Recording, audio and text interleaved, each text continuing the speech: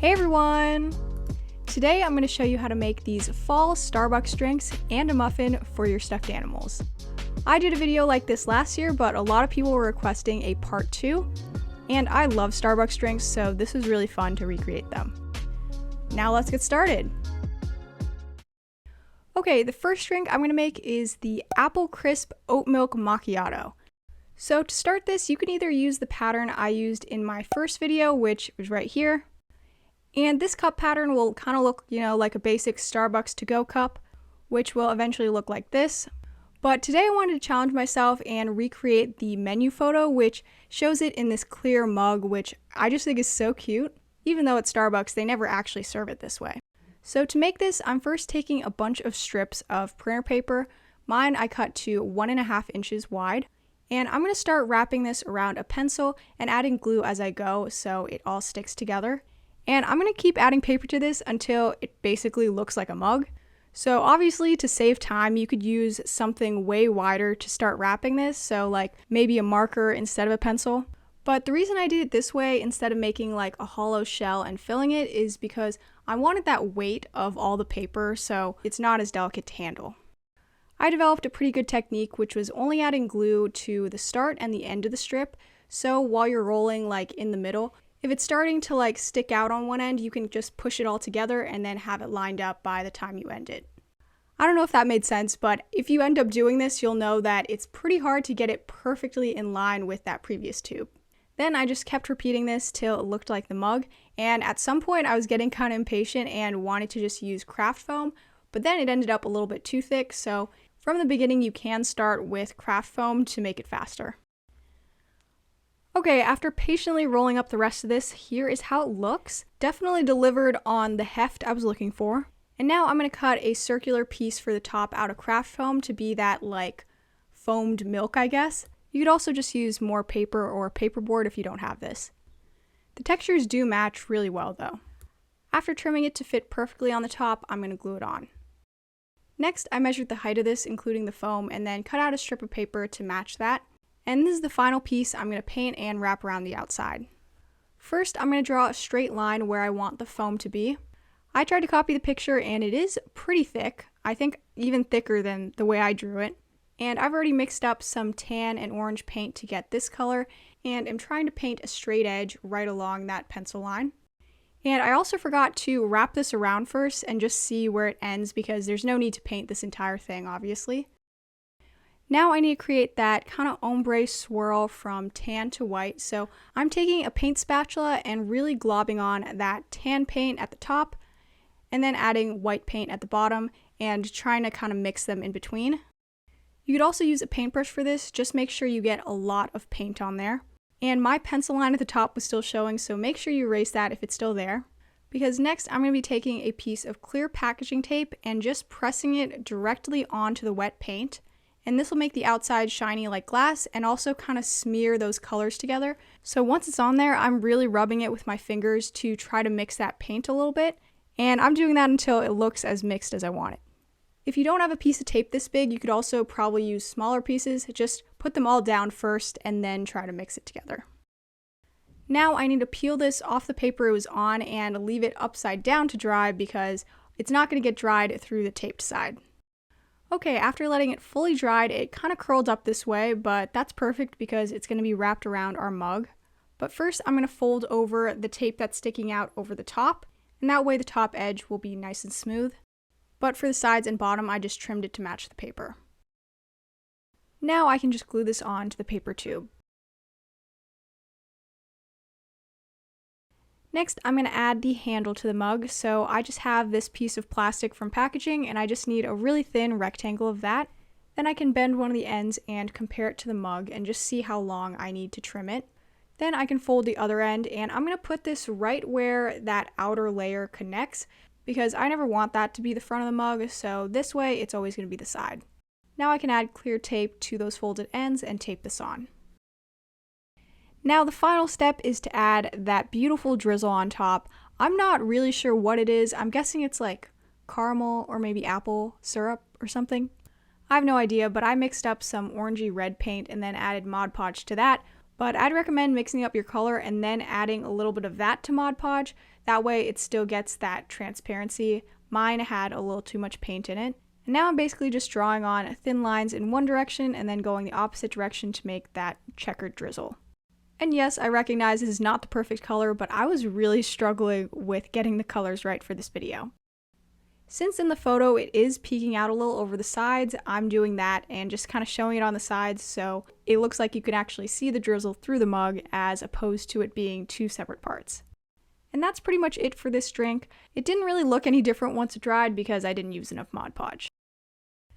The next drink I'm going to be recreating is the pumpkin cream cold brew, which again I have not tried. I feel like it would be too strong for me. But for this cup I'm going to be making it out of clear plastic. So I'm using the plastic cup template from the previous video and sticking it on here with some poster putty to cut it out. And now to form the cup, I can just curve the ends so they match up and then tape it together with clear tape. You want to use a pretty long piece so it can fold around the inside. Mine was probably a little bit too long though because it did create more wrinkles than if it was a little shorter. Okay, next I need to paint the inside of this, but first I need to prep everything I need. So to my very dirty palette, I'm adding dark brown to two sections, and one of them I'm going to mix in some black and dark red. This is to make it match the photo a little bit, which I think looks like very orangey red. I don't know why. And next I'm adding a little orange and tan to white paint to make that pumpkin cold foam layer.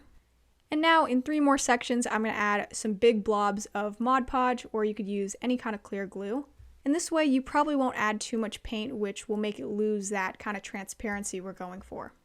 So the first color I'm making is just going to be the basic brown, so I'm adding the plain brown paint to one of those. And keep in mind, once this dries clear, the color is going to be a lot darker, so don't add too much paint. You can always layer more of this mixture in the cup to get it darker. I'm doing the same thing with the darker brown and the cream color, and now all of the Mod Podge is ready.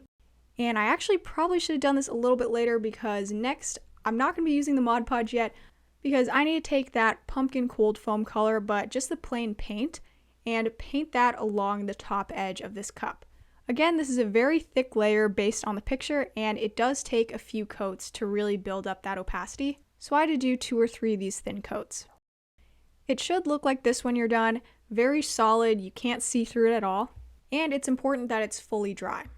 And now to paint the inside, the order I'm doing this is kind of questionable, but I mean, it somehow worked for me. I'm first taking the darker brown at the very bottom because that's just how it looks in the photo, and then I'm taking the cream Mod Podge mixture and putting a layer of that right underneath that foam layer. And I'm splotching some of that down a little bit because it's starting to mix with the rest. And then I'm filling in the middle with that regular brown, trying to blend those two layers together. I was definitely winging it, just adding bits of color wherever I thought I needed it. Now this was looking pretty good to me, but I still did want to add some ice since there is ice in the drink. And my technique for doing it this time is just taking a Q-tip and making little dots, or really just smears, taking off that paint. Because I'm going to eventually be filling this with something white, so I'm hoping it will show through and give the illusion of ice. But I wasn't fully confident in that, so I pulled out some hot glue ice I made in a previous video, so you can watch that on how to make it.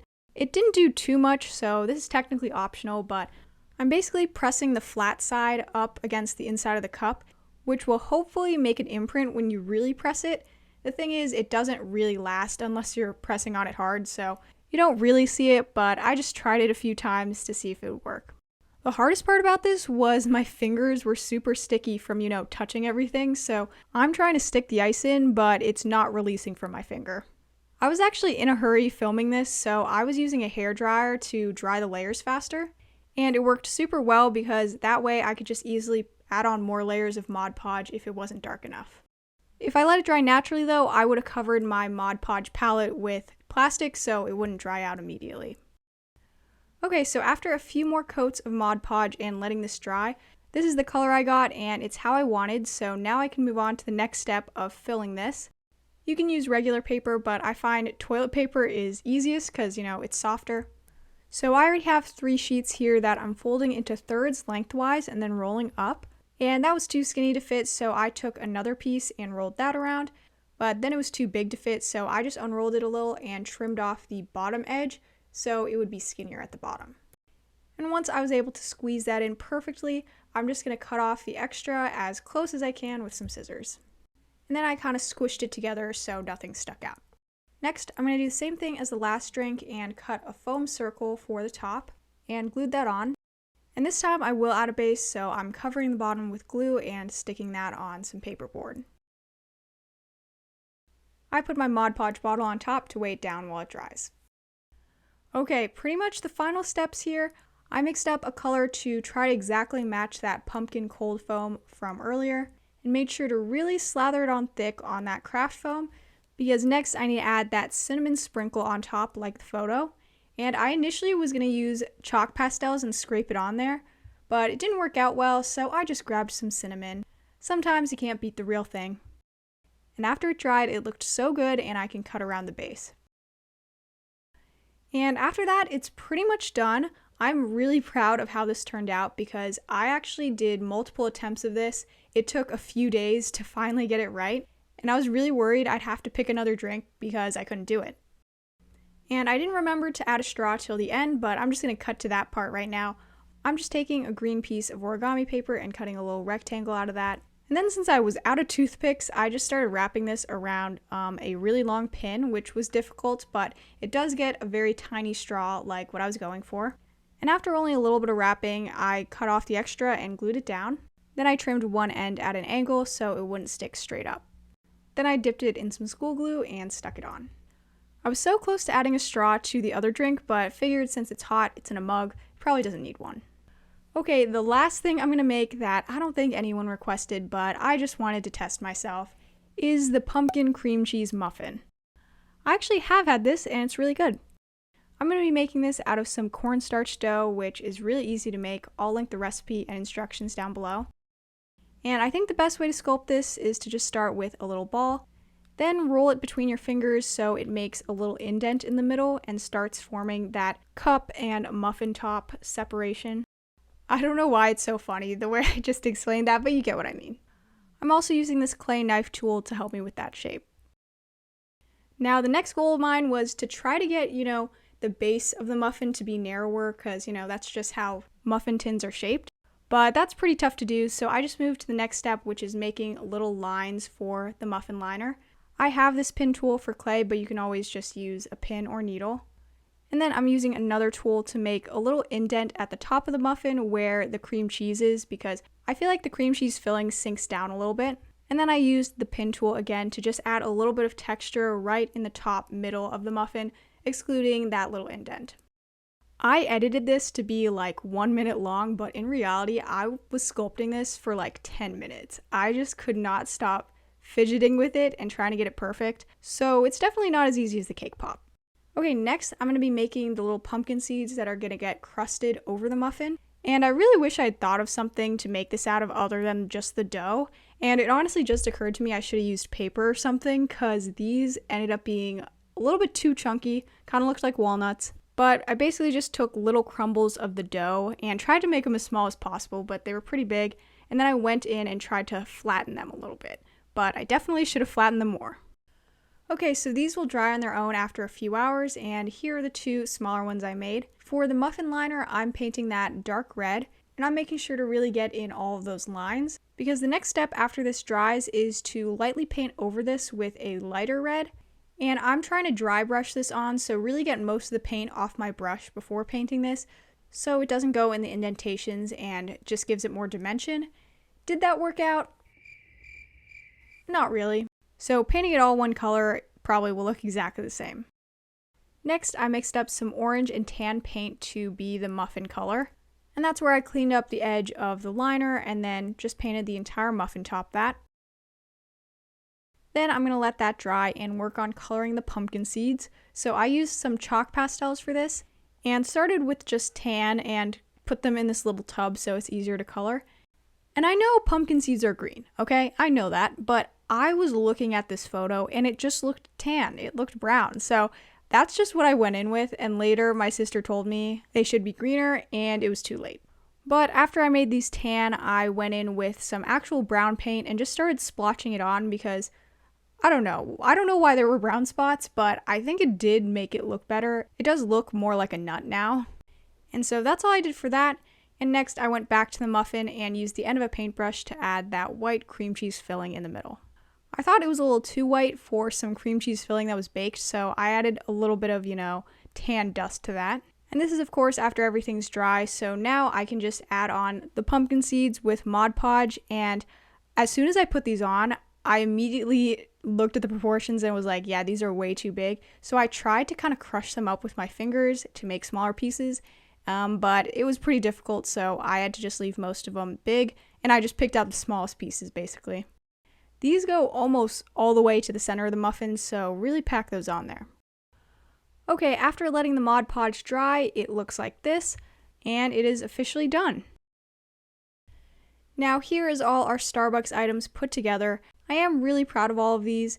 I knew it was going to be difficult getting that, swirled coffee look that I did not attempt in the last video. Making these definitely put me in the fall spirit and made me want to go to Starbucks or make my own coffee. So this is a great craft to really pull me into the fall season. I really hope you enjoyed this video and try these out.